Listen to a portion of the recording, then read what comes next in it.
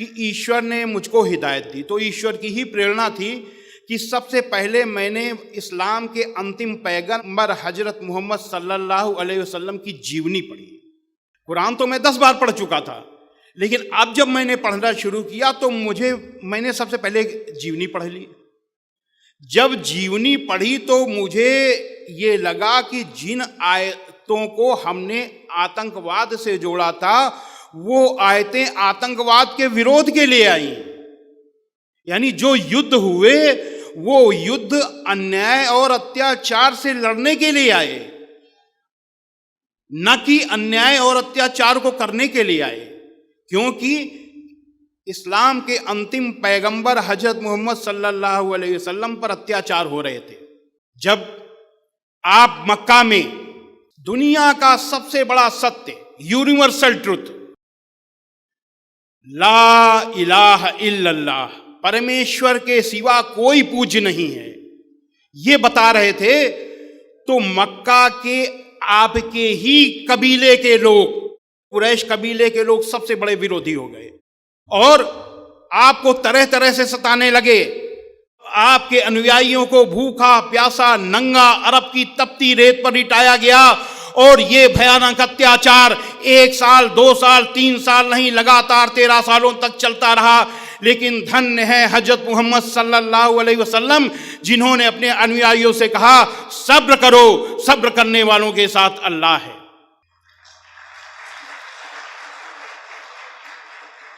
जो साधु प्रवृत्ति के लोग होते हैं, जो नबी पैगंबर ईश्वर के दूत होते हैं, वो कभी भी बुराइयों से परास्त नहीं होते, बुराइयों से हारते नहीं हैं। समय को अनुकूल देखकर कुछ समय के लिए बुराई से दूर हो जाते हैं और जब समय अनुकूल होता है तो फिर उस बुराई को समाप्त करते हैं। तब जब हजरत मोहम्मद सल्लल्लाहु अलैहि वसल्लम ने देखा कि मक्का में अभी समय अनुकूल नहीं है, तो आप मक्का से मदीना चले गए। लेकिन शैतान तो शैतान, आपका पीछा वहां भी शैतानों ने नहीं छोड़ा। आपने एक संधि की, समझौता किया, और समझौता अपनी शर्त पर नहीं उनकी शर्त पर किया। जितनी उन्होंने शर्तें ला दी, सारी की सारी शर्तें मान ली, इसलिए मान ली कि शांति स्थापित हो जाए। 13 साल तक लगातार अत्याचार अन्याय सहने के बाद किसके लिए सहा? केवल इस बात के लिए कि ईश्वर के सिवा कोई पूज्य नहीं है। केवल इस वाक के लिए आपने 13 साल अत्याचार आपके अनुयायियों ने सहा। तो जब मदीना चले गए तो मदीना में भी जब शुरू हुआ वही षड्यंत्र, तो समझौता किया, उनकी शर्तों पर समझौता किया। समझौता करने के बाद भी उन्होंने समझौता तोड़ दिया और फिर लड़ाई की तैयारी, फिर वही षड्यंत्र शुरू हो गए। तब कुरान मजीद में अल्लाह का, ईश्वर का आदेश आया हजरत मोहम्मद सल्लल्लाहु अलैहि वसल्लम पर। कुरान मजीद के सूरा 22 आयत नंबर 39 में, जिन मुसलमानों से खामखा लड़ाई की जाती है उनको इजाजत है कि वे भी लड़ें, क्योंकि उनके साथ जुल्म हो रहा है। जब सारे रास्ते बंद हो गए, यही तो हुआ था महाभारत में, जब कौरवों ने पांडवों पर अन्याय किया। पांडव कौरवों के पिता धृतराष्ट्र जो कि राजा थे उनके पास गए और कहा ये हमारे साथ अन्याय हुआ है। तो उनको अपने बच्चे का मोह था, धृतराष्ट्र को। उन्होंने सोचा मेरा बच्चा है, मैं इनकी बात क्यों सुनूं। उन्होंने कहा आप लोग जानो, दुर्योधन जाने। कहे नहीं, आप अगर चाहिए तो, आप अगर राजा हैं, अगर आप निर्णय दे देंगे तो ये लड़ाई बच जाएगी। नहीं नहीं नहीं, आप दुर्योधन से बात करो, उन्हीं से बात करो। वो लोग चले आए। श्री कृष्ण जी ने कहा कि चलो एक बार हम लोग दुर्योधन के पास भी चलते हैं। दुर्योधन कौरवों के सबसे बड़े भाई थे और राज्य के उत्तराधिकारी थे, शहजादे थे। तो जब उनके पास गए, श्री कृष्ण जी ने कहा कि देखिए ये 5 पांडव हैं और इनको दाल रोटी के लिए 5 गांव दे दीजिए, और हम लोग युद्ध नहीं चाहते, आपने सारा राज्य ले लीजिए, केवल 5 गांव दे दीजिए। तो दुर्योधन ने कहा सुई की नोक के बराबर भी अगर आपको जमीन चाहिए तो युद्ध करना पड़ेगा, जंग लड़नी पड़ेगी।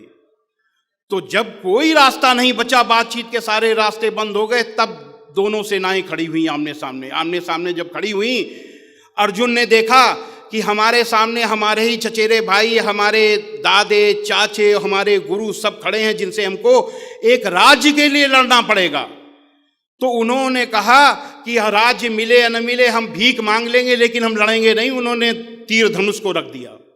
जब उन्होंने रख दिया तो ईश्वर का आदेश आया, जैसे कि मक्का में हजरत मोहम्मद सल्लल्लाहु अलैहि वसल्लम के ऊपर आया था, यदृच्छया चोपन्नम स्वर्ग द्वारम पावृतम सुखना क्षत्रिया पात लभंते युद्ध मीदृशम। अय अर्जुन, स्वर्ग के खुले हुए दरवाजे के समान अन्याय, इस तरीके के युद्ध को जो अन्याय, अत्याचार और अधर्म के विरुद्ध लड़ा जाता है, ये भाग्यवान क्षत्रिय यानी किस्मत वाले लड़ाके ही पाते हैं। हतो वा प्राप्स्य स्वर्गम जित्वा वा भोक्षसे महीम तस्मादुत्तिष्ठ कौन्तेय युद्धाय कृत निश्चया। और अर्जुन, अगर इस धर्म युद्ध को जो अन्याय, अत्याचार और अधर्म के विरुद्ध लड़ा गया है, इसको लड़ने में अगर तू मारा जाएगा तो तू स्वर्ग को जाएगा, अगर जीतेगा तो पृथ्वी का भोग करेगा। इसलिए युद्ध का दृढ़ निश्चय करके खड़ा हो जा। अच्छेत त्वमिमं धर्म्यम संग्रामम न करिष्यसि ततः स्वधर्मम कीर्तिम च हित्वा पापम अवाप्स्यसि। किंतु यदि तू इस धर्मयुक्त संग्राम को, इस धर्मयुद्ध को नहीं करेगा, तो जो तेरा यश है कि तू बहुत बड़ा तीरंदाज है, तेरा यश समाप्त हो जाएगा, तेरा धर्म खत्म हो जाएगा और तू पाप को प्राप्त होगा और नरक को जाएगा। तब फिर युद्ध हुआ। ठीक इसी तरीके से वहां राज्य के लिए युद्ध था, यहां ला इलाहा इल्लल्लाह, परमेश्वर के सिवा कोई पूज्य नहीं है, इसके लिए युद्ध शुरू हुआ। क्योंकि बातचीत के सारे रास्ते बंद हो गए। धर्म युद्ध मर्यादित होता है, इसलिए सूरा 2 आयत नंबर 190 में इस युद्ध को मर्यादित किया अल्लाह ने कि जो लोग तुमसे लड़ते हैं तुम भी खुदा की राह में उनसे लड़ो, मगर ज्यादती न करना, कि ज्यादती करने वालों को अल्लाह नापसंद करता है। इसीलिए हजरत मोहम्मद सल्लल्लाहु अलैहि वसल्लम ने मदीने के 10 साल के प्रवास में जितनी भी लड़ाइयां लड़ी, बड़ी लड़ाई को बचाने के लिए छोटी छोटी लड़ाइयां लड़ी। ये नहीं कि और जैसे वहां लड़ाई अधर्म के लिए, अधर्म को समाप्त करने का, ऐसे ही अधर्म को समाप्त करने, अन्याय अत्याचार को समाप्त करने, बड़ी लड़ाई को रोकने के लिए, शांति की स्थापना के लिए, अशांति के रोकने के लिए, एक बड़ी हिंसा को रोकने के लिए छोटी हिंसा की गई। और बड़ी हिंसा को जब रोकने के लिए छोटी हिंसा की जाती है तो वो अहिंसा होती है, हिंसा नहीं होती। तो जब वो उस लड़ाई में मुसलमानों की तरफ से केवल 259 लोग और गैर मुसलमानों की तरफ से 759 लोग, इधर से 259 लोग शहीद हुए और 759 लोग उधर मारे गए। यानी कुल मिला करके 1018 लोगों की जान गई, केवल 1018। 10 साल में जितनी भी लड़ाइयां हुई, केवल इतना ये मर्यादित युद्ध था।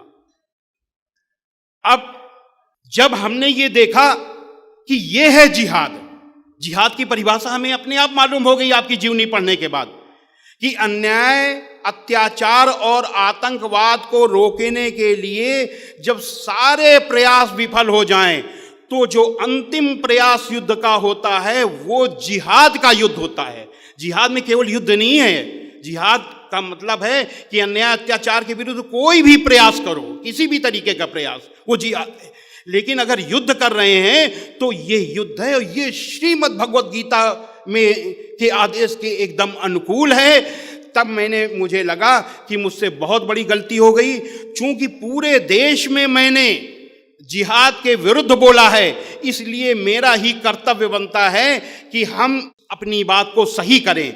इसके लिए हमने गहराई से इस्लाम का अध्ययन किया, सनातन वैदिक धर्म के बारे में हम सब जानते थे, और हमने ये तय किया कि हम लोगों को बताएंगे। क्यों? आप जरा सोचिए कि इस देश में 25 करोड़ मुसलमान हैं और 1 अरब 7 करोड़ के लगभग हिंदू हैं। अगर इस तरीके से वैमनस्य फैल जाए और ये आतंकवादी बन जाएं या दूसरा इनसे नफरत करने लगे इस देश का बहुसंख्यक समुदाय और ये झगड़ा शुरू हो जाए, तो हमारा चलना फिरना उठना बैठना सब कुछ ठप हो जाएगा, ये देश ठहर जाएगा, ये देश बर्बाद हो जाएगा। ये मैंने सोचा तो मुझे लगा कि श्रीमद् भगवत गीता, श्री रामचरितमानस, इस पर बोलने वाले बहुत लोग हैं, किसी को इस हिंदू मुस्लिम एकता पर भी बोलना चाहिए। मैंने एक संगठन बनाया, हिंदू मुस्लिम जन एकता मंच, और इस तरीके की बातें मैंने शुरू की, आग में पानी डालना शुरू किया हमने। वीडियो के नीचे सब्सक्राइब के बटन पर क्लिक करें, बेल के आइकॉन पर क्लिक कीजिए ताकि हर नई वीडियो की नोटिफिकेशन आपको मिल जाए।